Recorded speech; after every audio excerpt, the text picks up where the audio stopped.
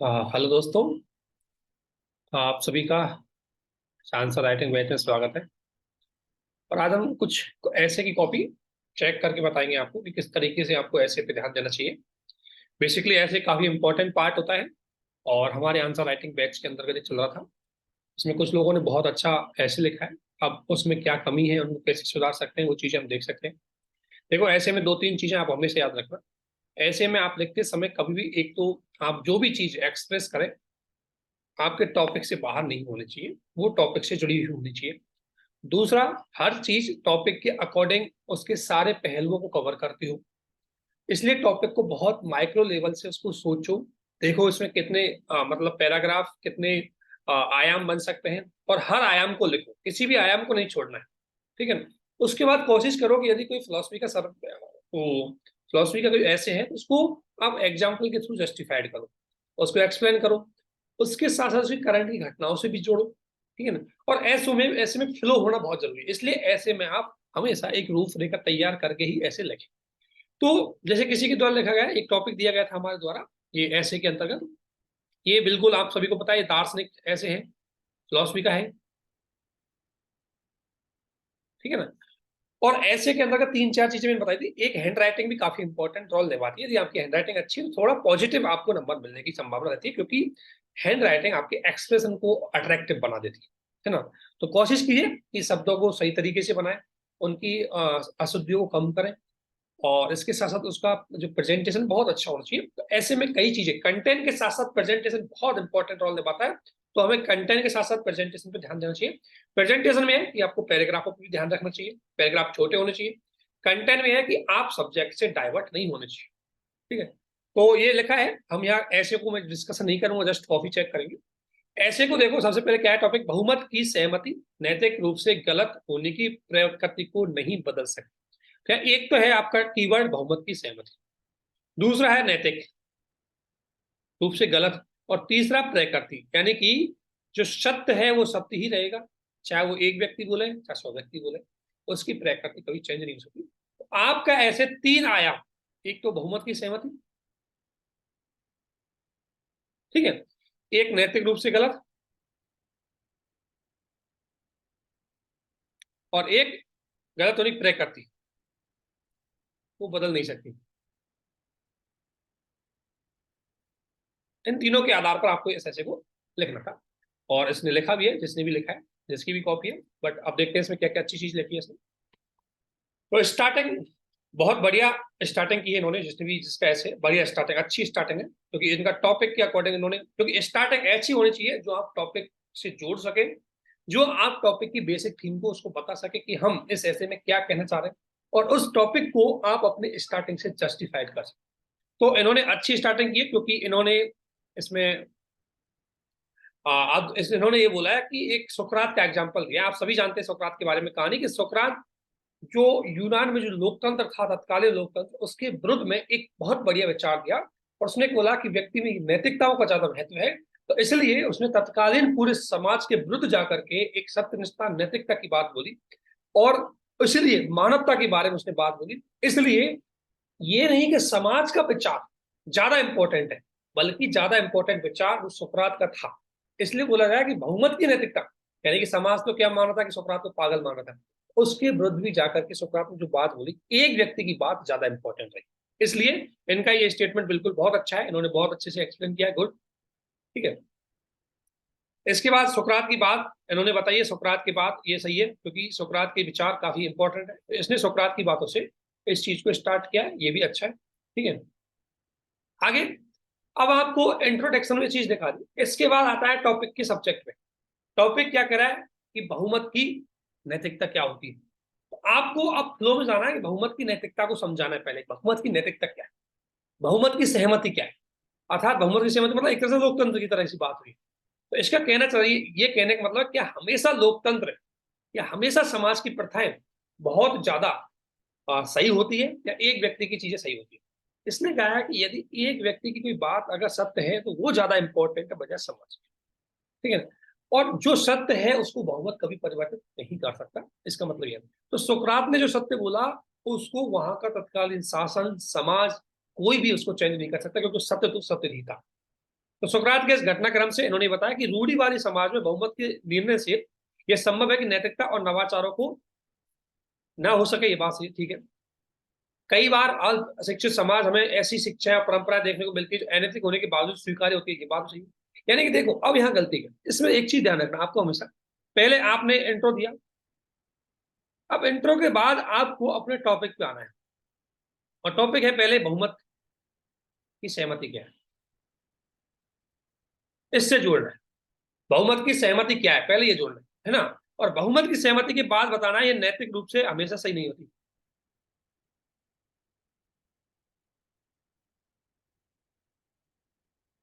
और उसके बाद आपको ये एग्जाम्पल देना कि नहीं होती, अब नहीं, हमेशा नैतिक रूप से सही नहीं होती, तो फिर आपको एग्जाम्पल देना, ये जो आपके एग्जाम्पल है फिर आपको देना चालू करना है, ठीक है। ये जो समाज की रूढ़िवादिता है, जिसमें एग्जाम्पल आप दे सकते हो, भारतीय समाज की सती प्रथा हुई। भाई अब सती प्रथा समाज की, बहुमत समाज की सहमति थी कि भाई भारतीय समाज में सती प्रथा होनी चाहिए, लेकिन उसके बावजूद भी वो गलत बात थी सती प्रथा। तो उसके बाद आप जाए तो सबरीमाला मंदिर का इशू, 3 तलाक का, ठीक है ना। उसके बाद आप वैश्विक लेवल पर भी आप लोकतंत्र की बात कर सकते हो, लोकतंत्र में लोकतंत्र के साथ जोड़ सकते हो। 3 जो कानून है आपके कृषि कानून, वो लोकतंत्र की तो सहमति थी, लेकिन वो एक तरह से पूरी तरह सत्य नहीं थे, सही नहीं थे। तो आपको कुछ नहीं करना है, टॉपिक में अब ये बताना है कि कौन कौन सी चीजें हैं जो बहुमत के आधार पर भी सही नहीं, उसके एग्जाम्पल आपको देना, ठीक है। तो ये बात है बहुमत की सहमति, ये ठीक है। कुकी वाली एग्जाम्पल उन्होंने करंट का जोड़ दिया, ठीक है भाई। ये बात सही है कि कुकी एक समुदाय है जिसने 2 महिलाओं, ये अच्छा है, गुड है, ठीक है, ये पॉइंट अच्छा है, ये बिल्कुल ठीक है, बहुमत की सहमति। उपभोक्तावाद बढ़ रहा है ना, बहुमत की सहमति के माध्यम से, ये ठीक है, पर्यावरण से जोड़ दिया आपने, ठीक है, ठीक है, यहाँ तक भी ठीक है। उपभोक्तावाद को आप बता रहे हो, बहुमत की सहमति, ठीक है। सबरीमाला, सबरीमाला का एग्जाम्पल दे दिया, ये भी ठीक है। यानी कि अब आप बता रहे हैं कि बहुमत की सहमति हमेशा नैतिक रूप से सही नहीं होती, वो एग्जाम्पल आपको दे रहे हैं। चाहे भारतीय समाज की बुराइयों के बारे में दे सकते हो, चाहे वर्तमान पर्यावरण के मुद्दे के आधार पर दे सकते हो। क्योंकि दुनिया तो आजकल क्या है, आप सभी जानते हैं कि हर व्यक्ति भौतिकतावाद होना चाहता है, पर्यावरण का ध्यान नहीं देता। लेकिन क्या पर्यावरण पर ध्यान ना देना के लिए जो लोग बोल रहे हैं कि भाई हमें खान पीन पे, इस पे ध्यान देना चाहिए, तो पर्यावरण की ज्यादा सहमति, पर्यावरण को मानने वाले लोग कम है और पर्यावरण के विरुद्ध जाने वाले लोग ज्यादा है, तो क्या बहुमत जो पर्यावरण के विरुद्ध है क्या वो सही है? तो आपको हर लेवल पर, आपको कुछ तानाशाही कुछ उसकी बात कर सकते हैं, ये एक लाला फीताशाही की देख सकते हो। ठीक है, तो यहाँ एग्जाम्पल आपने दिए, लेकिन कोशिश करो एग्जाम्पल हर क्षेत्र से संबंधित होने चाहिए। जैसे आप कोशिश करो ऐतिहासिक एग्जाम्पल दो, ठीक है ना, ऐतिहासिक एग्जाम्पल देने की सोचो। फिर राजनीति में एग्जाम्पल दो, राजनीति में एग्जाम्पल दो। राजनीति में तो आपके पास लोकतंत्र है ही है, लोकतंत्र खुद ही बहुमत की तानाशाही होता है, उसमें अल्पसंख्यकों के हितों की सच्चाई को दबा दिया जाता है। इतिहास में ब्रिटिश शासन की बात कर सकते हो, ठीक है। इसके अलावा अगर बात करें हम अंतरराष्ट्रीय लेवल पर, अंतरराष्ट्रीय स्तर पर भी बहुमत की सहमति, अभी आपको पता है कि आजकल जो यूनाइटेड नेशंस की जो असेंबली है ना, जनरल काउंसिल बोलते हैं उसको, जनरल काउंसिल, उसमें बहुमत का ज्यादा पक्ष होता है। लेकिन जरूरी नहीं कि लोग राष्ट्रीय हितों के लेवल पे काम करते हैं, कई बार चाहे छोटे राज्य भी जो पर्यावरण के मुद्दे पे बात करते हैं, उस पर बात नहीं बन पाती, तो पर्यावरण की नैतिकता उनकी पिछड़ जाती है। सामाजिक स्तर पर आप बात कर सकते हो, समाज की बुराइयां, सती प्रथा है, दहेज प्रथा है, महिलाओं के साथ भेदभाव है, ठीक है ना, जाति व्यवस्था है, या जो समाज के मूल्य हैं उनके साथ वर्तमान से जोड़ सकते हो। आप मैती वाला जो एग्जाम्पल दिया आपने, क्योंकि संप्रदाय का गुट था, तो एक पहलू आपने अच्छा बताया, तो जिन्होंने भी लिखा है उन्होंने ठीक लिखा है, मैं इस बात को मानूंगा, ठीक है, अच्छा लिखा है। अगला बस में जाते हैं कि भारत जैसे लोकतांत्रिक देशों में स्वतंत्र न्यायपालिका ये है। अब देखो, अभी तक आपने बताया कि बहुमत की नैतिकता, अब देखो अभी आपको बहुमत की नैतिकता है, अब बहुमत की नैतिकता की तो बात होगी, लेकिन क्या अगला पहलू, क्या हमेशा बहुमत की सहमति अनैतिक होती है? इस मुद्दे पे बात करना है, इसमें लिखना है नहीं। अब नहीं के पक्ष में फिर आपको लिखना है, ठीक है ना। इतना ही नहीं, आज भारत समाज, ये देखो ठीक है, बहुमत नैतिकता, ये गुड है, ये गुड पॉइंट है इनका, क्योंकि इन्होंने ये दिखाया है कि बहुमत की सहमति हमेशा गलत नहीं होती। जैसे ये थर्ड जेंडर को आजकल ये दिया गया है, ठीक है,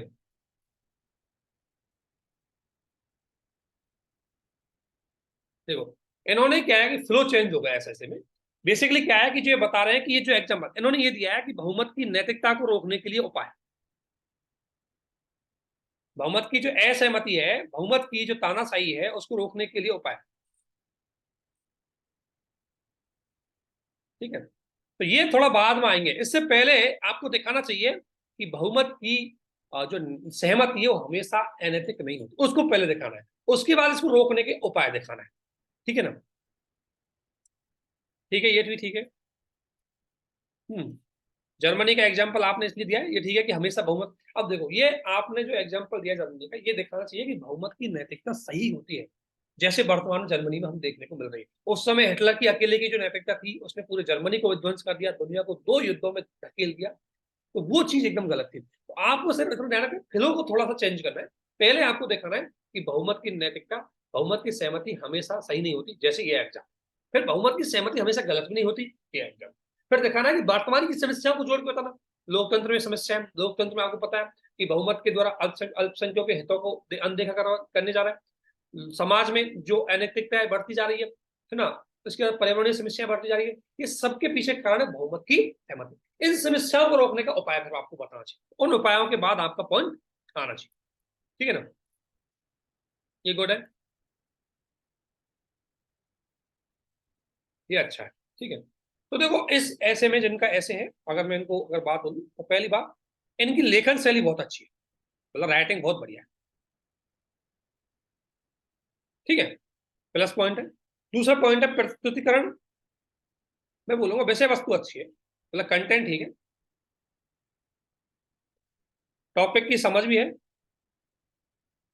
क्योंकि टॉपिक के सारे आयाम लेने की पूरी कोशिश की है, कुछ आयाम छूट गए कि वर्तमान समस्या नहीं बताई कि बहुमत की सहमति की, बहुमत की जो सहमति है उसकी वजह से कितनी नुकसान हो रहे हैं वर्तमान में, चाहे लोकतंत्र की बात हो, संसद में कोई भी कानून पारित हो रहा है, चाहे वो दूसरे समाज के लिए, वर्ग के लिए, अल्पसंख्यकों के हितों के अनुरूप हो या ना हो, लेकिन क्योंकि संसद में, शासन प्रणाली में लोकतंत्र और बहुमत की चलती है, विभिन्न देश है जहां पर अल्पसंख्यकों के हितों के साथ शोषण हो रहा है, उसका एग्जाम्पल आप देख सकते हो, ठीक है। तो आपके टॉपिक प्लस समझ अच्छी है,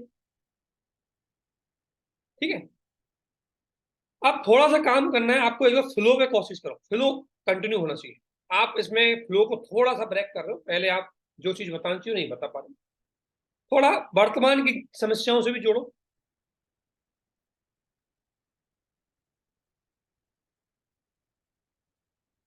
ठीक है ना, थोड़े आयाम दो। जैसे आपने बहुमत की सहमति हमेशा गलत, मतलब अनैतिक होती है या नैतिकता को नहीं बदल सकती, उसके एग्जाम्पल ऐतिहासिक होने चाहिए, कुछ आपके आईआर संबंध होने चाहिए, कुछ आपके समाज संबंध होने चाहिए, कुछ आपके वर्तमान संबंध होने चाहिए, कुछ व्यक्तिगत जीवन से एक एक एग्जाम्पल हो, तब जाके आपका बेस्ट होगा, ठीक है। और इसके अलावा अगर आप कोशिश करो, एग्जाम्पल तो आपको देनी है, फिर निष्कर्ष है वो आपका प्लस है, अच्छा लिखा है निष्कर्ष, और इंट्रो भी आपका अच्छा है, इंट्रो भी अच्छा है काफी, ठीक है ना, निष्कर्ष भी अच्छा है, इंट्रो भी अच्छा है, ये चीज आपको ध्यान में रखना। तो कुल मिलाकर के बढ़िया निबंध था, मैं ये कहूंगा इसको, जो समझ के हिसाब से लिखा है वो, है ना, तो अच्छा है, क्योंकि टॉपिक की समझ इसको बहुत अच्छी है और अच्छा है, निबंध लिख सकते हैं।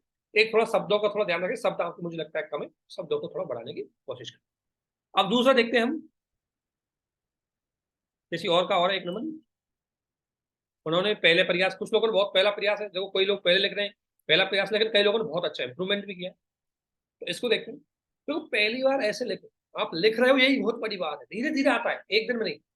जैसे इन्होंने लिखा है किसी ने, बहुमत की सहमति, कोई टॉपिक है, ऊपर एक पंक्ति है स्पष्ट करती है, इन्होंने इंट्रोडक्शन कर दिया, मतलब उस सब्जेक्ट को एक्सप्लेन करते हो कि कोई भी जन समाज भले ही किसी पद पर आश्रित क्यों ना हो, अपने किसी भी कार्य के लिए कोई सहमति की बहुता प्राप्त कर सकता है, परंतु यह सिद्ध नहीं कर सकता कि वह नैतिक रूप से, बात तो सही है, बिल्कुल सही बात, ठीक है ना। ईसा मसीह, जिन्होंने लोगों को एक ईश्वर की संतान, औलाद से ज्यादा बेहतर शब्द है, एक तो शब्दों का चयन कोशिश करो अच्छा करो, औलाद भी अच्छा है बट संतान शब्द और ज्यादा अच्छा होगा, उसको यूज करो। राइट, लोगों की कष्ट पीड़ा हो और अंधविश्वासों को जड़ से खत्म करने का बीड़ा उठाया और सामाजिक तौर पर ये देखा गया कि उन्हें, ठीक है मैं समझ गया,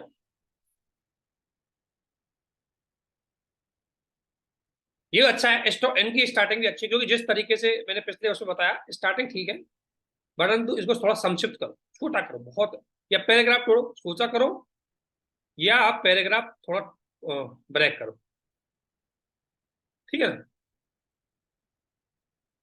ये काम करो। अच्छा ठीक है, ये पॉइंट अच्छा है, ठीक है। तो ऐसे ऐसे मत करो, डायरेक्टली हाईलाइट करो इसको, बस ये पॉइंट हटा दो यहाँ से, डायरेक्टली हाईलाइट करो। जैसे आप एग्जांपल देना चाहते हो, अब आपका अगला आयाम होना चाहिए बहुमत की सहमति,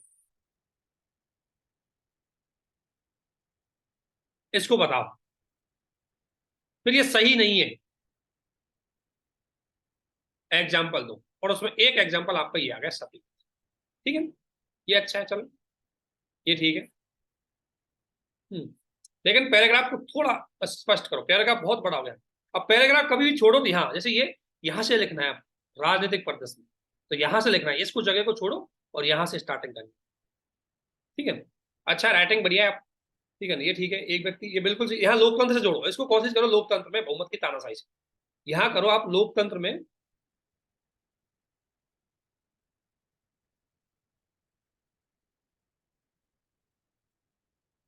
या और एग्जाम्पल दो अल्पसंख्यकों के साथ होने वाले अत्याचार,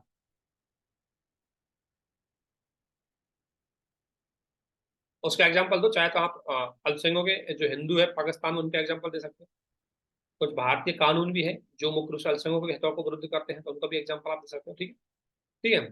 थोड़ा सा इसको संक्षिप्त करो, ये अच्छी बात है। अब ये अच्छा है, आपने सामाजिक लेवल पे एग्जाम्पल आ गया, मॉब लिंचिंग, गुड एग्जाम्पल। इसमें मैं पिछले उसमें भूल गया, आपको मॉब लिंचिंग का भी एग्जाम्पल देना है,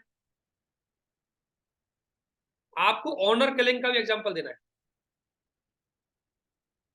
ठीक है ना। आपको अगर मैं बोलूं जातिगत हिंसा का एग्जाम्पल देना है, वो भी तो बहुमत की सहमति है, ठीक है। और ये बहुत अच्छा है, इसको यहां से थोड़ा ब्रेक करो, ठीक है, ये अच्छा है, ठीक है ना, इसको जोड़ो अपने टॉपिक से, ठीक है, यहां तक ठीक है, मैं आपको समझ गई बात।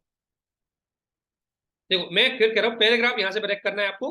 अभी तक आपने ठीक लिखा है, अभी तक आपका एक आयाम चल रहा है, और एक आयाम है आपका, एक आयाम है बहुमत की सहमति सही नहीं होती,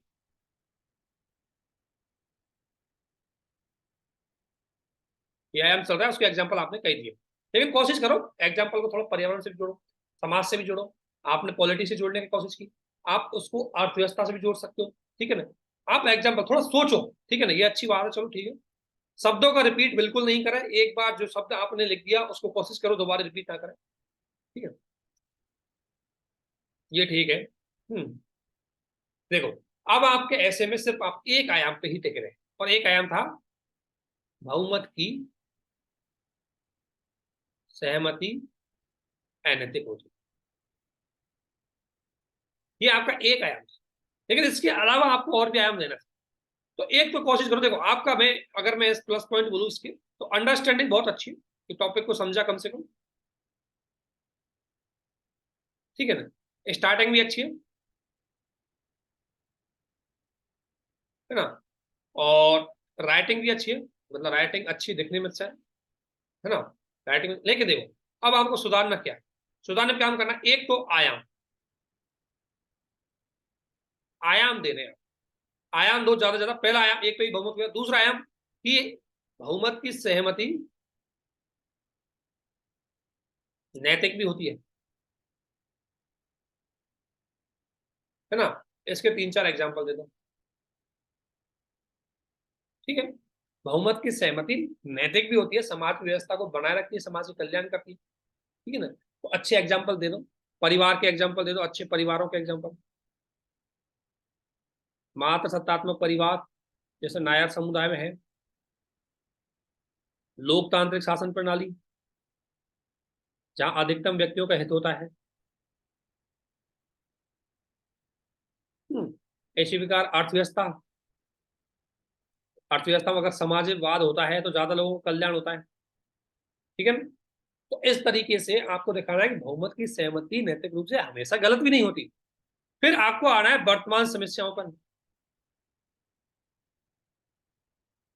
वर्तमान समस्याएं जो बहुमत की सहमति से जोड़ी देखी जा रही है, तो लोकतंत्र में आ रही है, तानाशाही बढ़ती जा रही है, अल्पसंख्यक हितों का कल्याण होता जा रहा है, पर्यावरण की समस्या उत्पन्न हो रही है, सामाजिक दबाव ज्यादा बढ़ रहे हैं लोगों पे। ठीक है ना, ये किसका एग्जाम्पल, ये सब किसका एग्जाम्पल है? ये इस बात का एग्जाम्पल है कि बहुमत की सहमति नैतिक रूप से सही नहीं होती, जिसके कारण वर्तमान में समस्या हो रही है। और फिर इन समस्याओं के समाधान, इसी के साथ आपको निष्कर्ष खत्म करना है। 4-5 आयाम आपको कम से कम इस क्वेश्चन के आधार पर सोचना है। क्योंकि क्वेश्चन जब भी फिलोसफी का आता है, ये मत सोचना कि हमेशा एक ही आयाम पे लिखना है। आपने सिर्फ एक आयाम की बहुमत की सहमति अनैतिक होती है, बहुमत की सहमति अनैतिक होती है, केवल यही आयाम है। बहुमत की सहमति हमेशा अनैतिक भी नहीं होती, वो नैतिक भी होती है, और वो आपको एग्जाम्पल देना है। तो आयाम दे, एग्जाम्पल थोड़े ज्यादा यूज करें, और क्वेश्चन में भी, मतलब मैं कहूं तो इसको, मतलब ऐसे में भी आयाम के, आयाम को मतलब एक तो ऐसे के टॉपिक में आयाम, और एक हर टॉपिक को एक्सप्लेनेशन करने में आयाम। ठीक है ना, तो ऐसे के एक्सप्लेनेशन में आयाम।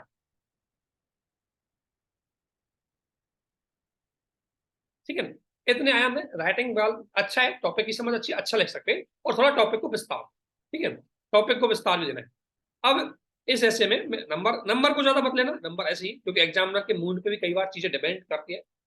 हो सकता है कोई चीज मुझे अच्छी लग रही हो, एग्जाम को नहीं लगे, हो सकता है कोई चीज मुझे ज्यादा अच्छी नहीं लग रही हो, लेकिन एग्जाम को अच्छी लग जाए।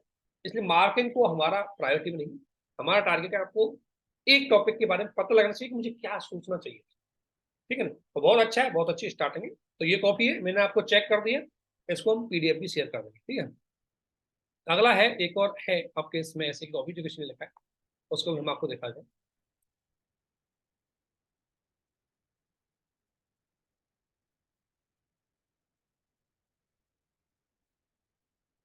और बढ़िया प्रैक्टिस कीजिए धीरे धीरे।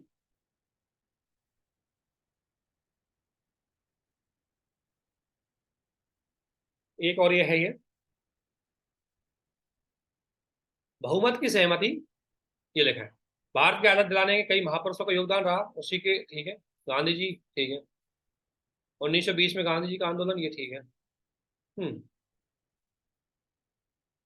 ठीक है, अशोक आंदोलन। एक एग्जाम्पल आपके पास था, देखो, अब एग्जाम्पल आप दूसरे कैसे पढ़ोगे देखो, पता लग गया। अब एक एग्जाम्पल मुझे पता लगा कि बहुमत की सहमति हमेशा नैतिक रूप से सही नहीं होती।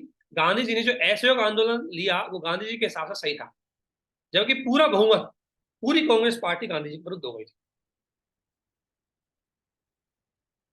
तो ये एक एग्जाम्पल आपका अच्छा है, गुड एग्जाम्पल।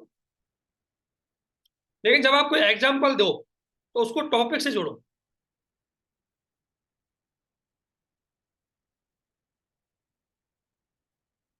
है ना, ठीक है, यहाँ आप एक्सप्लेन कर रहे हो। देखो, अब एक ही टॉपिक में मत रहो, अब आप एक ही चीज पे मत रहो, आप केवल ये, आप इसको पैराग्राफ में चेंज करो, पैराग्राफ चेंज करो, और जैसे आप ये सुकरात वाला एग्जाम्पल है, इसको दूसरे उसमें दो। ठीक है ना, सत्य प्रजा का सामाजिक लेवल पे आपने एग्जाम्पल दिया है, ये भी सही है आपका। ठीक है, ठीक है, ये भी ठीक है, ये भी ठीक है।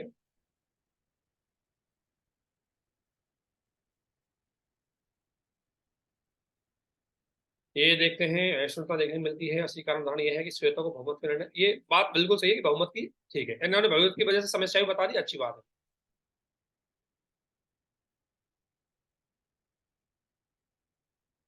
ये भी ठीक है।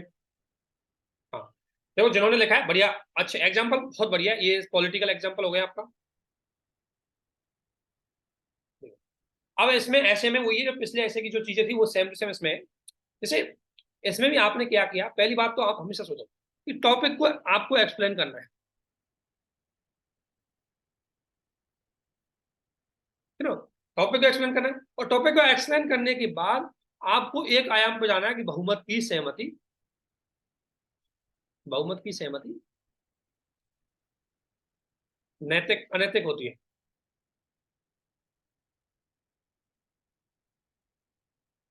और आपने कई एग्जांपल दे दिए, इस पॉइंट के एग्जांपल आपने अच्छे दिए कि बहुमत की सहमति अनैतिक होती है, एक आयाम। ठीक है ना, अब आपको अगले आयाम पे जाना है कि ये हमेशा अनैतिक भी नहीं होती, तो उसके एग्जाम्पल आपको दे दें जो आपने इसमें नहीं, ठीक है ना। फिर वर्तमान समस्याओं से बताओ और उनके समाधान बताओ, और कैसे हमें हमेशा समाज को कैसा बनाना चाहिए कि बहुमत की सहमति हमेशा तानाशाही में नहीं, बहुमत की सहमति तानाशाही में नहीं बदले, उस बात पे हमें ध्यान रखना चाहिए, है ना, एक चीज। और शब्दों का रिपीटेशन, कई जगह इसमें आपने कई जगह चीजों का रिपीटेशन किया, वो नहीं करें। गांधी जी की एक बात अगर आपने एक बार लिख दी तो उसको दोबारा रिपीट नहीं करें। तो प्लस पॉइंट आपका यही है कि आपने अंडरस्टैंडिंग कर ली टॉपिक की, बट पूरे आयाम आप अभी भी नहीं समझ पाए, ठीक है ना। फ्लो आपका ठीक है ना, थोड़ा वैसे वस्तु का कंटेंट ठीक है, थोड़ा मैं ये बोलूंगा कंटेंट ठीक है आप, लेकिन थोड़ा एक तो लेखन में थोड़ा इंप्रूवमेंट करो। लेखन में इंप्रूवमेंट करने का मतलब ये मत सोचो कि राइटिंग अच्छा, मतलब इन शब्दों को थोड़ा आप ऐसा बनाओ कि थोड़ा सीक्वेंस में है, शब्दों के बीच में डिस्टेंस बहुत बढ़िया रहे, ठीक है ना। इसके अलावा आपको आयामों पर ध्यान देना है,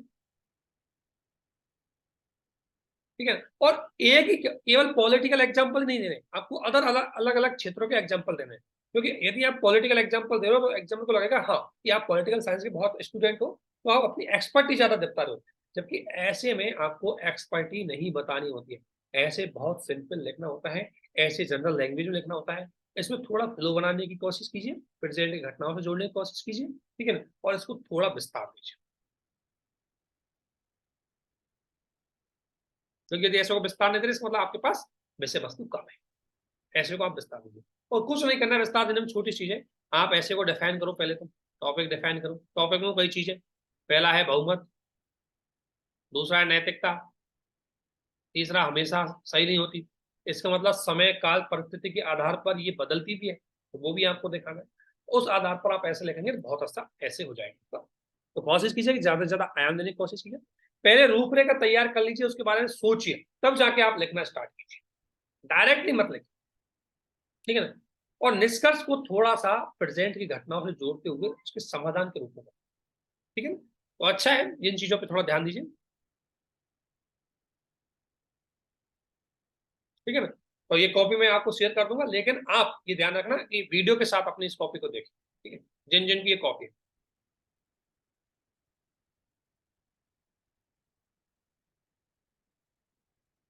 ठीक है। तो ये इस तरीके के इसमें, तो आप आराम से लिखिए, आपकी कॉपी जल्दी इसी तरीके से चेक करनी जाएगी और आप इनको अच्छे से शेयर करें। वीडियो के माध्यम से कॉपी चेक करते हुए देखिए कि कहाँ गलती है। मैं लिख तो दूंगी, नोट तो लिख ही दिया, लेकिन मेन एक्सप्लेनेशन आपको बताया उस पर थ्रू आपको देखना है। तो बस आज के लिए इतना ही। आप सभी को हमारे साथ बने रहने के लिए बहुत बहुत धन्यवाद। Thank you.